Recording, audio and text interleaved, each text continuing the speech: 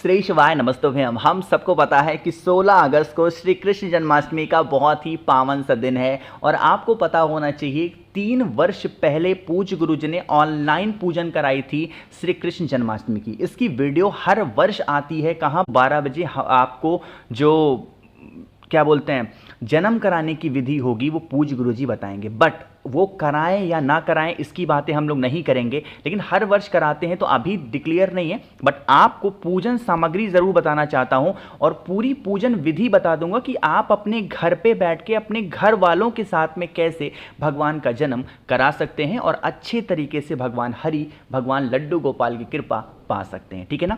सबसे पहले कॉपी ले लो, पेन ले लो, जो चीज़ें बताने जा रहा हूं उन सभी चीज़ों को नोट करते हुए चलेंगे। स्क्रीन पे आप लोग को पीला कपड़ा दिखाई दे रहा है। भगवान कृष्ण को क्या, भगवान कृष्ण को आपको पता होना चाहिए पीली चीज़ें बहुत प्रिय हैं, है ना। तो आपको क्या करना है, रेशमी पीला कपड़ा बिल्कुल मखमल जैसा आपको लेना होगा। ठीक है ना।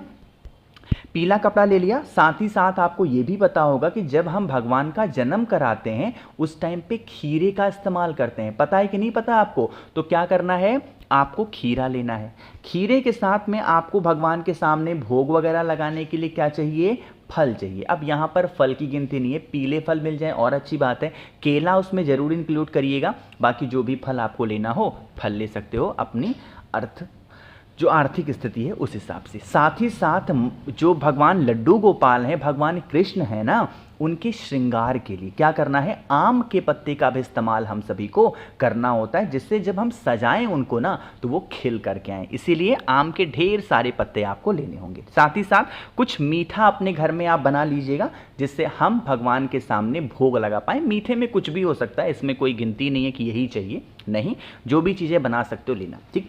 भगवान के सामने दीपक प्रज्वलित करने के लिए आपको 2 दीपक का इस्तेमाल करना होगा। कितने? 2 दिया क्यों लेना है, जब हम एक बार स्थापना करेंगे भगवान लड्डू गोपाल का, भगवान कृष्ण का, चाहे फोटो हो, मूर्ति हो, प्रतिमा हो, तो एक दीपक कब लगाएंगे, जब पूजन स्टार्ट कर रहे होंगे, और एक दिया लगाना होगा जब आप लोग आरती करेंगे। इसीलिए 2 दीपक का इस्तेमाल करना है। साथ ही साथ भगवान को इत्र बड़ा प्रिय है, आपको पता होगा, तो इत्र का भी हमें इस्तेमाल वहां पर करना है। ठीक है ना।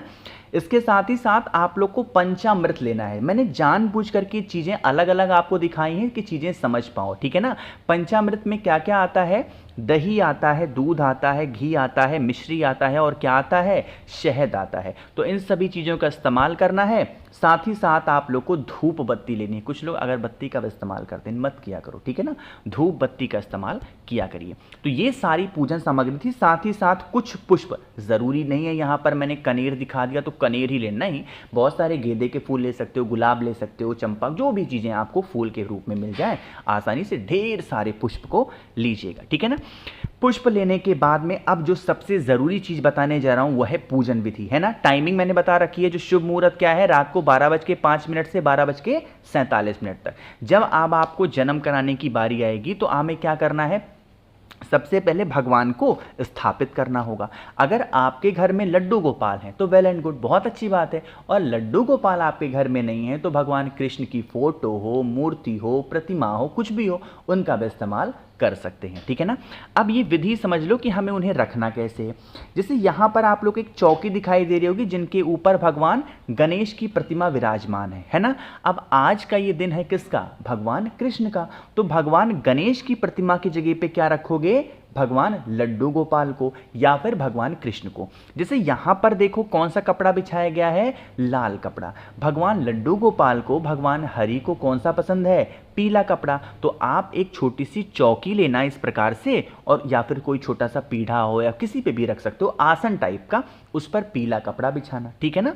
और उस पीले कपड़े पे यहीं भगवान कृष्ण को स्थापित करना। उनके साथ में बांसुरी जरूर रखिएगा। भगवान कृष्ण को उनका श्रृंगार बड़ा प्रिय है, जिससे तो कितने प्यारे लग रहे हैं यहाँ पे लड्डू गोपाल ना। तो आपके घर में लड्डू गोपाल हो या भगवान कृष्ण की फोटो हो, मूर्ति हो, प्रतिमा हो, उनका श्रृंगार अच्छे से करना, उनको नए वस्त्र पहनाना, उनको अच्छे से स्नान कराना, उनके पास लड्डू रखिएगा, है ना, उनके पास अच्छे अच्छे पकवान रखिएगा।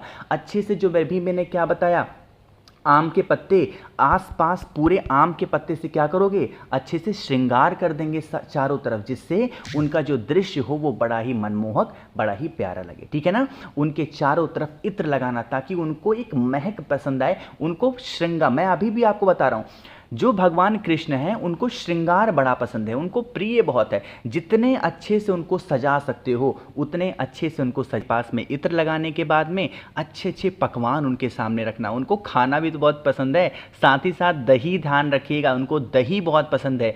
तुलसी दल आपको उनके पास में रखने हैं ढेर सारे। तुलसी माता की मंजरी अगर मिल जाए आपको तो उनके पास में मंजरी रखनी है। भगवान को तुलसी माता बड़ी प्रिय हैं, उनके पत्ते, उनके दल बड़े प्रिय हैं। बिना तुलसी माता के पत्ते के उनका भोग, उनकी पूजा अधूरी मानी जाती है। बातें आपको पता होंगी, तो उनके सामने रखिएगा। पूरा घर भर जितने भी लोग हो, 2 4 10 लोग घर में हो, सभी लोग भजन कीर्तन करेंगे और कीर्तन करने के बाद में जब समय हो जाएगा उनको झूला झलाएंगे और खीरे को काट करके भगवान का आपको क्या करना है, जन्म कराना है। ये एक बहुत ही आसान सी सिंपल सी विधि है जिसके लिए आपको किसी की भी ज़रूरत नहीं है। आपको अपने घर पे ही आराम से परिवार के साथ मिल करके रात में भगवान का जन्म कराओ। घर में सभी लोग, देखो उनका बर्थडे है, ये मत सोचना करे घर में ये नहीं बनेगा, सब बनेगा, घर में सब कुछ बनेगा। लहसुन प्याज मत डालना, व्रत हो तो, है ना, बनाओ। और उसके बाद पूरा परिवार, अगर व्रत उस टाइम पे खोलना हो तो खोल सकते हो, कोई दिक्कत नहीं है। आराम से जब जन्म करा दिया तो व्रत खोल सकते हो। खूब अच्छे अच्छे पकवान घर में बनाओ और सभी लोग घर में खाओ आराम से बैठ के।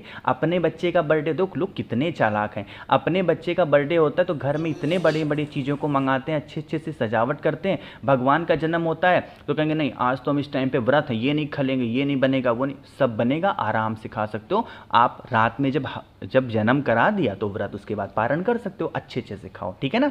तो भगवान को भी लगना चाहिए कि भाई मेरा बर्थडे अच्छे से मनाया गया, ठीक है ना। तो मैंने कोशिश की आप सभी को सारी चीज़ों को बहुत ही ढंग से अच्छे से बताने की। वीडियो को शेयर करिएगा मैक्सिमम लोगों के साथ जिसको नहीं पता है। और हाँ, माखन का भोग जरूर लगाएंगे, इस चीज़ का ध्यान रखिएगा, उनको माखन ही बहुत ज़्यादा प्रिय है। बाकी पुष्प जो आपके हाथों में है, जब जन्म होगा घर में सभी लोगों के हाथों में पुष्प को लेकर के जन्म कराते समय उनके ऊपर पुष्पों की बारिश कराएंगे, ठीक है ना। गुरुजी ऑनलाइन कराएंगे पूजन, तब तो मैं आपको बताऊंगा, और नहीं कराते हैं तब तो आपको घर में अपने आप से करना ही करना है। वीडियो पसंद आई हो तो लाइक करिएगा, कुछ पूछना है नीचे कमेंट सेक्शन में पूछें। और मेरे जितने भी भाई बहन आवाज़ आज मेरी पहली बार सुन रहे हैं, चैनल को ज़रूर सब्सक्राइब करेंगे। श्री शिवाय, नमस्तुभ्यं।